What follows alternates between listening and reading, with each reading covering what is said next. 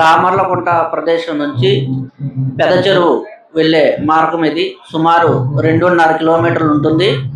తామర్లకుంట వద్ద ఇస్కాన్ అన్న వితరణ కేంద్రం ఉంది. ఇక్కడ ప్రసాదం తీసుకుని చాలామంది ఈ పెద్ద చెరువు దగ్గర వచ్చి విశ్రాంతి తీసుకుంటారు. నిజానికి పెద్ద చెరువు అన్నది ఈ పాదయాత్రలో అతిపెద్ద మజిలీ, ఆఖరి మజిలీ కూడా. భక్తులంతా కూడా ఇక్కడికే వచ్చి విశ్రాంతి తీసుకోవడం జరుగుతుంది.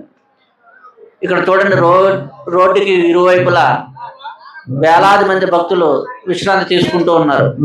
అక్కడ లోకల్ చెంచు వాళ్ళు ఈ ప్లాస్టిక్ పట్టాలు వీళ్ళకి అద్దెకి ఇవ్వడం జరుగుతుంది. ఒక పట్టా 100 రూపాయలు.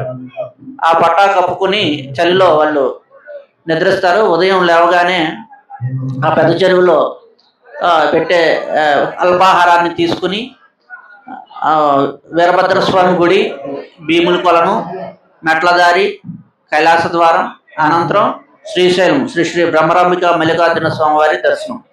ఇది వాళ్ళ యొక్క షెడ్యూల్.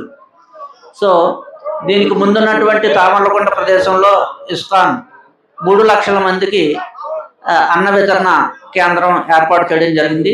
అదేవిధంగా మెడికల్ క్యాంపులు కూడా ఏర్పాటు చేయడం జరిగింది. గత 5 సంవత్సరాలుగా మనం ఈ కార్యక్రమం చేస్తున్నాం.